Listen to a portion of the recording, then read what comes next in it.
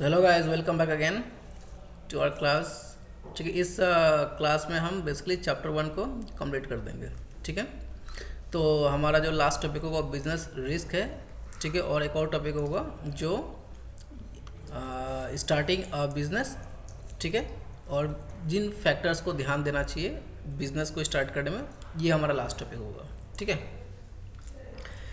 तो स्टार्ट करते हैं हम रिस्क से। रिस्क मतलब क्या होता है? रिस्क का मतलब होता है चांस ऑफ लॉस। ठीक है, चांस ऑफ लॉस। ठीक है, देखो क्योंकि ये रिस्क बिजनेस से रिलेटेड है इसलिए हम कहते हैं बिजनेस रिस्क। ठीक है, चलो मैं रिस्क का ना कुछ इंस्टेंसेस बता रहा हूँ, कुछ एग्जांपल्स बता रहा हूँ कि रिस्क कहाँ कहाँ क्या क्या हो सकता है। जैसे लॉस हो सकता है, ठीक है, नो लॉस भी हो सकता है, ठीक है, लोअर प्रॉफिट भी हो सकता है। ठीक है, लॉस हो सकता है, नो लॉस भी हो सकता है और लोअर प्रॉफिट भी हो सकता है। अब देखो, business risk refers to the possibility of losses और लोअर प्रॉफिट्स। ठीक है, मैं देखो पॉसिबिलिटी ऑफ लॉसेस और लोअर पॉसिबिलिटी ऑफ लॉसेस का तो मतलब पता होगा कि मान के चलो हमारा अगर एक्सपेंडिचर अगर 100 रुपये है और हमारा इनकम अगर 80 रुपये है तो लॉस कितना हो गया? 20 रुपये। ठीक है, ये तो पता होगा कि हमारा एक्सपेंडिचर इनकम से ज़्यादा है।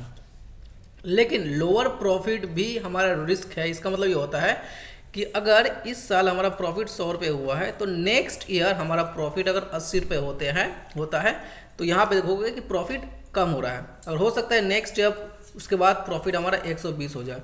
तो लोअर प्रॉफिट का भी एक रिस्क है ना। देखो लॉस का तो पता चल गया कि लॉस, अब लोअर प्रॉफिट भी हो गया। ठीक है, कि एक साल 100 रुपया प्रॉफिट था, नेक्स्ट ईयर हमारा 80 रुपये का प्रॉफिट है, तो ये भी एक रिस्क है। एक और बात किया गया था नो लॉस का। अब नो लॉस क्या होता है? नो लॉस का मतलब ये नहीं होता है कि प्रॉफिट हो रहा है। बहुत सारे लोग सोचेंगे कि अगर मैं बातें कर रहा हूँ नो लॉस तो इसका मतलब प्रॉफिट ना, इसका मतलब प्रॉफिट बिल्कुल भी नहीं होता। इसका मतलब वो होता है नो लॉस नो प्रॉफिट। अगर हमारा एक्सपेंडिचर अगर 100 रुपये है तो हमारा इनकम भी 100 रुपये है, तो यहाँ पे प्रॉफिट भी नहीं हो रहा है, यहाँ पे लॉस भी नहीं हो रहा है।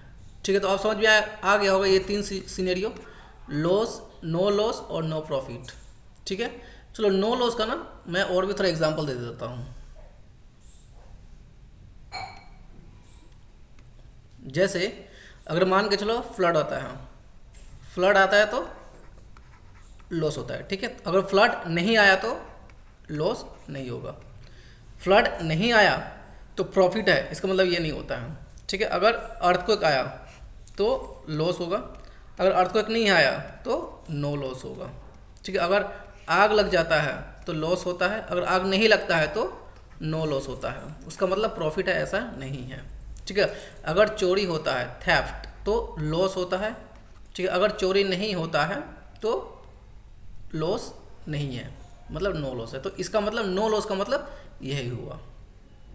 ठीक है, तो आप देखोगे तो बिजनेस रिस्क को दो पार्ट में डिवाइडेड कर दिया गया है। एक होता है स्पेकुलेटिव और दूसरा होता है प्योर।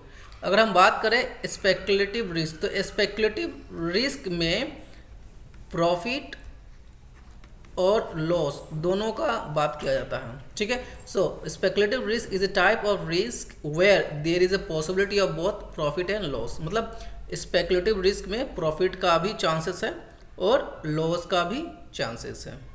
ठीक है, तो अब सवाल आता है कि स्पेकुलेटिव रिस्क का कॉजेस क्या है, स्पेकुलेटिव रिस्क का कारण क्या है? तो स्पेकुलेटिव रिस्क का कारण हो सकता है कि मार्केट कंडीशंस में चेंज हो जाए, मार्केट में जो हालात है उसमें बदलाव आता है तो स्पेकुलेटिव रिस्क आता है। जैसे कि मार्केट में किसी भी प्रोडक्ट से रिलेटेड उसका डिमांड या फिर सप्लाई में बदलाव बदल जाना।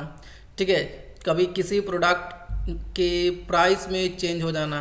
ठीक है, हो सकता है किसी प्रोडक्ट का के लिए उसका फैशन ट्रेंड चेंज हो जाना। ठीक है, टेस्ट ऑफ कस्टमर्स। ठीक है, तो ये सारे रीजंस है स्पेकुलेटिव रिस्क के लिए। तो मैं फिर से दोहरा रहा हूँ, स्पेकुलेटिव रिस्क सिर्फ और सिर्फ प्रॉफिट और लॉस से ही रिलेटेड है। या तो यहाँ पे प्रॉफिट होगा या तो यहाँ पे लॉस है। ठीक है, तो उस रिस्क को हम कहते हैं स्पेकुलेटिव रिस्क। अब आता है प्योर रिस्क। प्योर रिस्क में हम बात करते हैं या तो लॉस होगा या तो लॉस नहीं होगा, मतलब नो लॉस। ये दो चीज़ों को इसी बात होता है, या तो लॉस या तो नो लॉस। अब नो लॉस का मैंने एग्जांपल बहुत दिया है, ठीक है। तो प्योर रिस्क में प्रॉफिट का कोई जिक्र नहीं है, प्रॉफिट का कोई मेंशन नहीं है, ठीक है। अब जैसे मैंने एग्जांपल दिया था फ्लड का, अगर फ्लड होता है तो ऑब्वियसली लॉस होगा, अगर फ्लड नहीं होता है तो नो लॉस होगा। अगर मान के चलो अर्थक्वेक आता है, अर्थक्वेक आता है तो लॉस होगा, अगर अर्थक्वेक नहीं आता है तो लॉस नहीं होगा, तो वो सिचुएशन नो लॉस वाला हो जाएगा। अगर चोरी होता है, ठीक है, तो लॉस होगा, अगर चोरी नहीं होता है तो नो लॉस वाला बात आ जाएगा।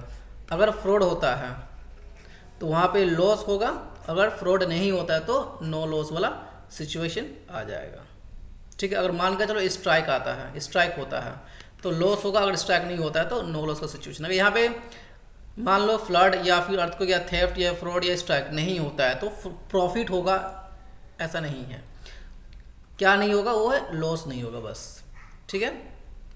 तो आई होप ये समझ में आया होगा प्योर रिस्क। तो फिर से दोहरा रहा हूँ, प्योर रिस्क में सिर्फ लॉस और नो लॉस का बातें किया जाता है, यहाँ पे प्रॉफिट का कोई मेंशन नहीं है, प्रॉफिट का कोई बातें नहीं किया जाता है।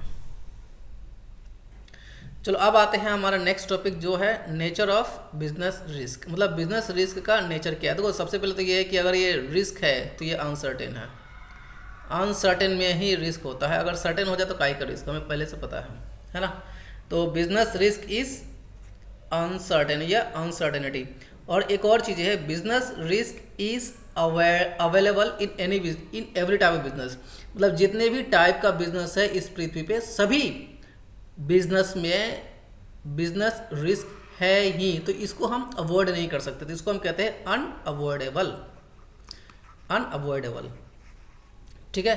तो इसलिए हम इसको कहते हैं एसेंशियल पार्ट ऑफ बिजनेस। तो risk is unavoidable and exist in every business activity, ठीक है। नेक्स्ट क्या है, possibility of loss. Obviously risk means chances of loss, तो यहाँ पे लॉस होने का चांसेस है या फिर कम प्रॉफिट होने का चांसेस है, ठीक है। तो it mainly involves chance of loss और रिड्यूस्ड प्रॉफिट। नेक्स्ट यह है, it depends upon business size और टाइप, मतलब ऑब्वियसली ज़्यादा बिजनेस है, ज़्यादा लंबा ज़्यादा बड़ा बिजनेस है तो ज़्यादा रिस्क है। इसका मतलब देखोगे एक स्मॉल टाइप ऑफ बिजनेस है और एक लार्ज टाइप ऑफ बिजनेस है, ठीक है। तो ऑब्वियसली स्मॉल बिजनेस में रिस्क कम होता है और लार्ज बिजनेस में रिस्क ज़्यादा होता है ना। नेक्स्ट है can be managed. Obviously business risk only be managed या फिर controlled, it cannot be eliminated. इसको हटाया नहीं जा सकता, इसको सिर्फ कंट्रोल किया जा सकता है या फिर मैनेज्ड किया जा सकता है। इसलिए यहाँ पर लिखा है it can be managed not eliminated, ठीक है। कम किया जा सकता है, जैसे मान के चलो बहुत सारे रिस्क है तो उसको कम कर दो, ठीक है। Risk can be reduced through planning but can not be completely removed, ठीक है।